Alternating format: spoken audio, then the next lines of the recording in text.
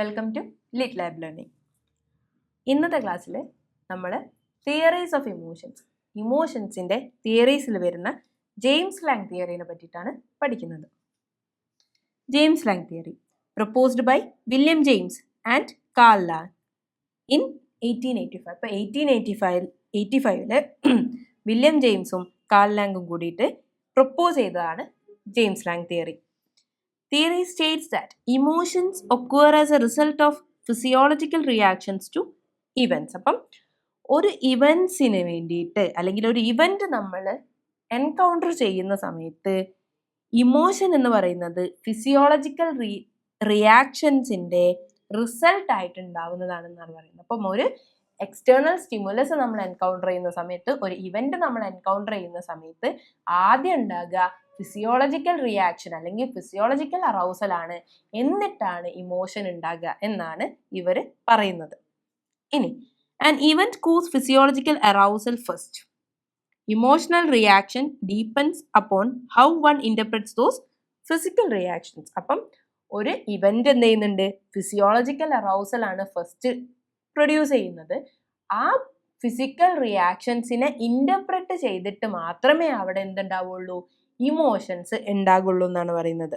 If arousal is not noticed and not given any thought, we will not experience any emotion here. അപ്പം ഈ ഒരു physical അല്ലെങ്കിൽ physiological അറൗസലിനോ റിയാക്ഷനോ നമ്മൾ പ്രത്യേകമായിട്ട് ഒരു ഇമ്പോർട്ടൻസും കൊടുക്കുന്നില്ല, അല്ലെങ്കിൽ അത് നമ്മൾ നോട്ടീസ് ചെയ്ത് വിടുന്നില്ല എന്നുണ്ടെങ്കിൽ, അല്ലെങ്കിൽ നോട്ടീസ് ചെയ്യാതിരിക്കുകയാണെന്നുണ്ടെങ്കിൽ ആ ഒരു ഇമോഷൻ നമുക്ക് എന്ത് ചെയ്യാൻ പറ്റില്ല, എക്സ്പീരിയൻസ് ചെയ്യാൻ പറ്റില്ല. ഒരു ഇമോഷനും നമുക്ക് അതിൽ നിന്ന് എക്സ്പീരിയൻസ് ചെയ്യാൻ പറ്റില്ല എന്നാണ് പറയുന്നത്. അപ്പം ജെയിംസ് ലാങ് തിയറി പറയുന്നത് എന്താണ്, നമ്മൾ ഒരു ഇവന്റ് എൻകൗണ്ടർ ചെയ്യുകയാണെന്നുണ്ടെങ്കിൽ, ഒരു എക്സ്റ്റേണൽ സ്റ്റിമുലസ് എൻകൗണ്ടർ ചെയ്യുകയാണെന്നുണ്ടെങ്കിൽ ആദ്യം നമുക്ക് ഫിസിയോളജിക്കൽ റിയാക്ഷൻസ് ഉണ്ടാകുന്നുണ്ട്.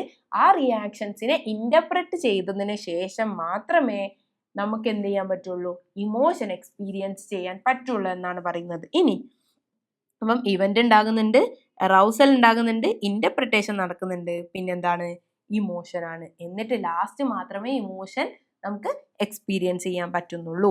ഇനി ഒരു എക്സാമ്പിൾ വെച്ചിട്ട് നോക്കാം അല്ലേ. You are walking outside your house at 12 in the midnight. അപ്പം രാത്രി നമ്മൾ ഇറങ്ങി നടക്കാം, രാത്രി 12 മണിക്ക്. You hear foot steps behind you and you begin to tremble, heart rate increases, breathing deepens. അപ്പം എന്തൊക്കെ സംഭവിക്കുന്നുണ്ട്, നമുക്ക് ഒരു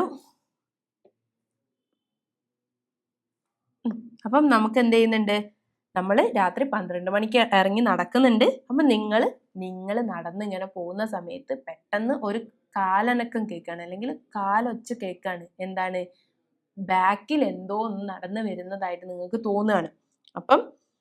അപ്പം നമ്മൾ എന്ത് ചെയ്യുന്നുണ്ട്, നമ്മളുടെ ഹാർട്ട് റേറ്റ് ഇൻക്രീസ് ചെയ്യും, ബ്രീത്തിങ് കൂടും, നമ്മൾ വിറയ്ക്കാൻ തുടങ്ങും അല്ലേ.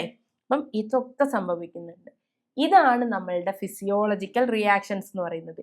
ഈ സാധനത്തിന്, ഈ ഫിസിയോളജിക്കൽ റിയാക്ഷൻസിന് you notice these physiological changes and interpret them as your body's preparation for a fearful situation. അപ്പം നമ്മൾ അതിനെന്ത് ചെയ്യാണ്, ഇന്റർപ്രറ്റ് ചെയ്യാണ്. ഈ ഫിസിയോളജിക്കൽ ചേഞ്ചസിനെ നമ്മൾ ഇന്റർപ്രറ്റ് ചെയ്യാണ്. അതൊരു ഫിയർഫുൾ ആയിട്ടുള്ള സിറ്റുവേഷനെ ഓവർകം ചെയ്യാൻ വേണ്ടിയിട്ട് നമ്മുടെ ബോഡി പ്രിപ്പയർ ചെയ്യുന്നതാണ് ഇത്. അല്ലെങ്കിൽ ഇതൊരു ഫിയർഫുൾ സിറ്റുവേഷൻ ആണെന്നുള്ളത് ഈ ഒരു ഫിസിയോളജിക്കൽ റിയാക്ഷൻസ് വഴി നമ്മൾ ഇന്റർപ്രറ്റ് ചെയ്യുമ്പോൾ അപ്പോഴാണ് നമുക്ക് പേടി എന്ന് പറയുന്ന, ഫിയർ എന്ന് പറയുന്ന ഒരു ഇമോഷൻ എക്സ്പീരിയൻസ് ചെയ്യുന്നതാണ് പറയുന്നത്. അപ്പം രാത്രി നമ്മൾ ഇറങ്ങി നടക്കുകയാണ്, പെട്ടെന്ന് ഒരു കാലൊച്ച നമ്മൾ കേട്ടു അല്ലേ ബാക്കിൽ.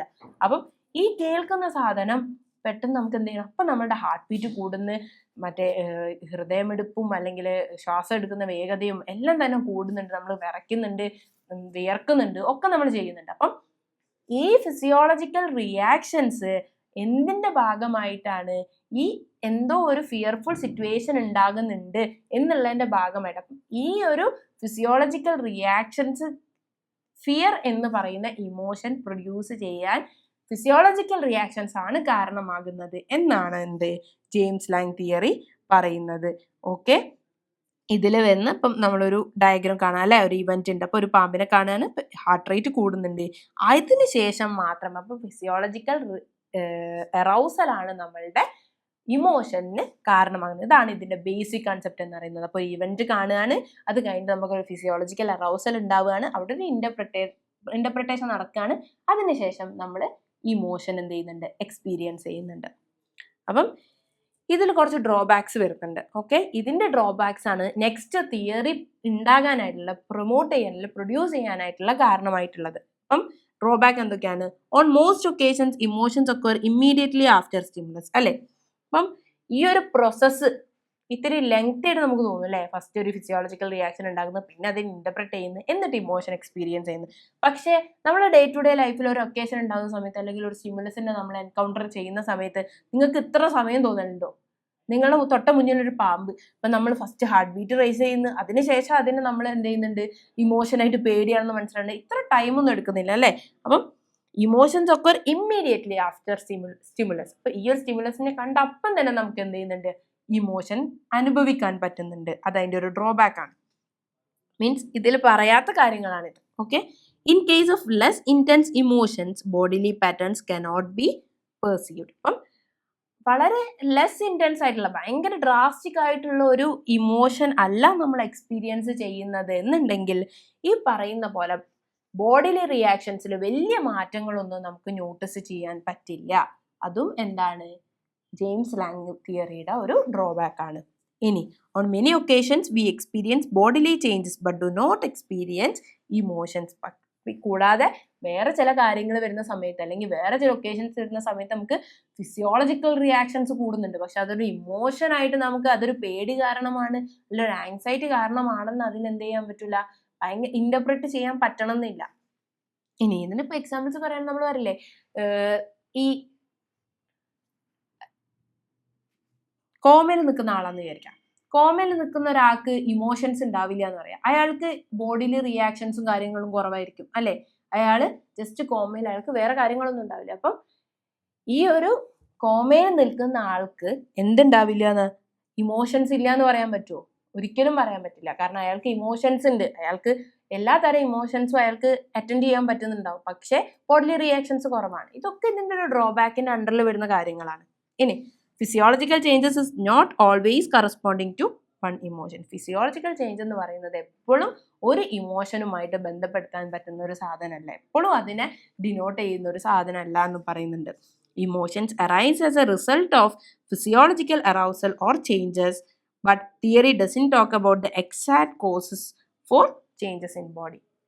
ഒരു ഫിസിയോളജിക്കൽ ചേഞ്ചസ് കാരണമാണ് ഇമോഷൻസ് ഉണ്ടാകുന്നത് എന്ന് പറയുന്നുണ്ടെങ്കിൽ കൂടിയിട്ട് ഈ ഒരു ഫിസിക്കൽ ചേഞ്ചസ് അല്ലെങ്കിൽ ബോഡിയിൽ വരുന്ന മാറ്റങ്ങൾ ശരിക്കും എന്തിൻ്റെ കാരണമാണ്, അല്ലെങ്കിൽ എന്താണ് ഇതിൻ്റെ എക്സാക്റ്റ് ആയിട്ടുള്ള കോസ് എന്നുള്ളത് ഇവരെന്ത് ചെയ്യുന്നില്ല, ഡിസ്കസ് ചെയ്യുന്നില്ല. അതും എന്താണ്, അതിൻ്റെ ഒരു ഡ്രോബാക്ക് ആണ്. So unclear whether the only changes in body can be considered to determine emotion. അപ്പം ഈ ഒരു തിയറി പറയുന്നത് ബോഡിലി റിയാക്ഷൻസ് കാരണം എന്ത് ചെയ്യുന്നുണ്ട്, നമുക്കൊരു ഇമോഷൻ എക്സ്പീരിയൻസ് ചെയ്യാൻ പറ്റുന്നുണ്ട് എന്നുള്ളതാണ്. അപ്പം ഈ ഒരു ചേഞ്ചസ് മാത്രമാണോ ഒരു ഇമോഷൻ നമുക്ക് ഡിറ്റർമൈൻ ചെയ്യാൻ പറ്റുന്ന ഒരു റീസൺ എന്നുള്ളത് വളരെ അൺക്ലിയർ ആയിട്ടാണ് ഈ ഒരു തിയറിയിൽ പറയുന്നത്.